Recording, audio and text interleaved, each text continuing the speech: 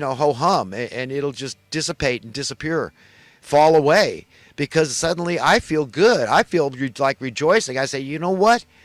I've got it good, man. I've got a nice working refrigerator. You know, go without a refrigerator in the middle of summer. Try that for living out of an ice chest for a while. If you're used to having a refrigerator, I recommend that. Victor Hugo, adversity makes men, prosperity makes monsters. Try that for a while. You see how grateful you are for a good working refrigerator. Let me just tell you, you're going to be very grateful. You're going to think you died and went to heaven, my friends. And the same goes. Imagine going without a toilet for a while, or going without a hot water heater for a while. Okay, just imagine. And that'll maybe give you some empathy, some sympathy, some compassion for those living, at the bottom of the scale, the desperately poor out there, which there are in America, around the world. We all know that America is supposedly one of the richest nations. We got all this poverty and homelessness, desperate poverty, the crime that's committed because of it. It's sick, man. We're twisted. We're still a great nation. I wouldn't want to live anywhere else that I know of. Maybe Puerto Rico, but it's still a branch of America. Maybe the U.S. Virgin Islands. Okay, maybe Hawaii, but it's still America. Maybe Alaska. Maybe Florida. I've lived in Florida. It's a very nice state. Southern California is nice. I mean, there's a lot of places that are nice, but you know what? We're stuck with this economic system and spending Federal Reserve notes. I mean, we're in a lot of trouble, folks. We're in a lot of trouble. And, what it's going to take, that's the part I find so foreboding, is what it's going to take for the excrement to finally hit the fan. So I am a little on edge. I'm anxious. I'm a little fearful, okay? And I take it to God, because God is the only one that can really help me, and He's the only one that can help you. At the end of the day, it's a very personal thing, a decision we make to simply get it, to understand that we are in it deep as a race. And in order to extricate ourselves from this thing, to really see progress in the other direction, which is the other direction would be regress, the direction we've been going for so long, for decades and decades, we've been going the wrong way.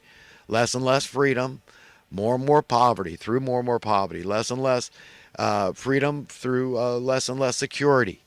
Okay, and that's how they do it, is with the money. It's all about the money. And you've got to be willing that the captives be set free. I'm willing. And if you're willing, then you deserve to go to a better world. That's what it really comes to, saving your own soul. So the social Darwinism, at the end of the day, God owns that too. So at the end of the day, if you can't save somebody else and just point them in the right direction and pull them out of the flames of hell that are lapping at their butt, or pull them out of the darkness into the light, at some point there's a cutoff period. You got to save your own behind and just get right with God and just say, you know what?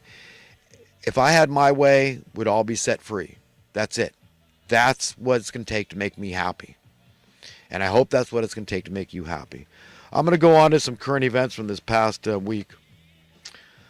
Last week I just simply was talking about Max and Stacy, but I forgot I was talking about the Kaiser report, which is on RT, but on YouTube. But, I don't even like Bitcoin. I don't like cryptocurrency. But you know what? If it's helping the poor, I'm all for it. So I still like Max and Stacy. They point out a lot of the criminality that goes on in the government, in the economics, Wall Street, all this, the big banking industries, and the collusion that takes place. These special interest groups all colluding against the best interests of people. That's how they steal from you. They steal your labors. That's it, man. You turn into a rent slave. That's it, with no hope of ever entering middle-class home ownership. No, at the end of your days, you're just going to need social welfare. You're not going to be able to make it on your own. That's the way they've designed it. How can you understand how bad this is? How pernicious it is, to use a fancy word for bad? Okay, it is bad, man, and we're down this rabbit hole of death and destruction really far, my friends. I just hope we're hitting the bottom. I think we are, because Trump, like I said, he might have moved it 5 degrees, and we might not even feel the ship moving at that. There's still that lag period, but it takes so long because the ship, as it's turning, remember, it's still actually going the wrong direction. So as you just still turn it a little, it's hope, it's showing progress, but you're not going to feel the effects of that for a while. And I'm just afraid that this pack of hyenas is not going to allow it, and we'll see what happens. But may God's will be done. Eventually, it's going to happen one way or another. Sooner or later, God's will is going to be accomplished on earth. But yeah, I think everybody ought to watch the Kaiser Report with Max and Stacy. According to my Palestinian friend at the tobacco store I go to, he said there's absolutely no homelessness in Palestine. And that kind of makes me ashamed. And that's why I voted for Trump. He said he was ashamed of homelessness in America, the land of milk and honey, richest nation on earth, and we're tolerating this crap. It's shameful. It's embarrassment. It's horrible. People are dying. Remember, we got to bind the wound on the collective body of humanity where it's hemorrhaging, where it makes sense to bind the wound. Okay? But here, my friend from Palestine, is coming here, living here illegally, and goes back to Palestine every couple of years.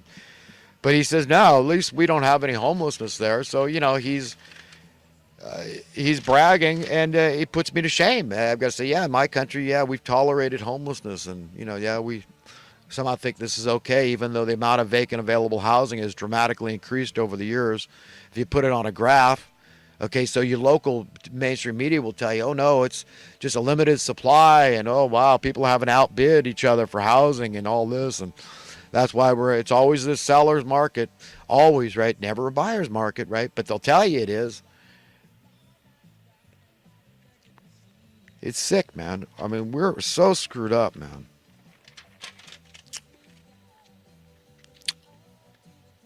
But we talk about this stuff, and we agree 100% about whose fault it is.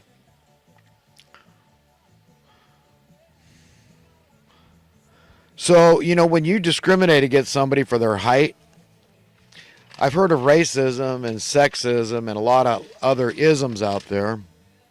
But there's also a term for that. It's called heightism. Are you a heightist because you think that somebody is inferior because they're shorter or something? I mean, that's bizarro world. I guess it could work the other way too, that people think that you're too tall, and so they're heightist because you're just unwieldingly tall.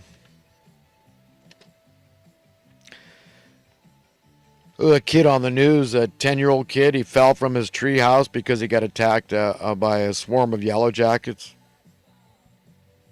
The hornets, cousin from hell. Yeah, I'm telling you, man, you haven't lived until you've been attacked by a swarm of hornets or yellow jackets. You get too near their nest, they're very protective. And look how we are. We abort our children. Isn't that funny? I mean, not funny, but I mean, do you see the irony here? We're by far and away more intellectual and have the capacity for far greater sensibility and sentience. And yet we do this to our offspring, but this insect from hell, this miserable insect from hell that will show you, I guarantee, this insect will show you who's boss, okay? You will run screaming and crying and swatting, and you're going to be hurting. Let me tell you, you might even die. Okay, that's what this insect's trying to do, and you think, and they'll protect their babies with their lives. You understand? They do die because you end up swatting some of them. Every time I've been attacked, you end up killing some of them. You squish them onto your body after they've stung you and bit you repeatedly. But we're less evolved than a hornet as a race when we're aborting our own children. Bizarre, man. I mean, why don't you just, if it's that why don't you just not have sex? Or is that like, whoa, that's out of the question? I mean, come on. Yeah, why can't our military, when they're twiddling their thumbs and no wars to go to, why can't Trump order the military to start building housing? I bet you the vast majority of these service members would love to do that. Love to. Because a lot of these guys, a lot of the people out on the streets, the homeless, are veterans. I bet they'd love it, Trump. Put the military to work building housing for the homeless. Let's fix the problem. Then cut that $50 billion a year that we're spending on Section 8 housing. That's just causing the problems to get worse. And when it comes to services for the desperately poor people in the land, and of course the homeless define desperate poverty, Consider the services that we already provide to the criminal class. Think about that. All the people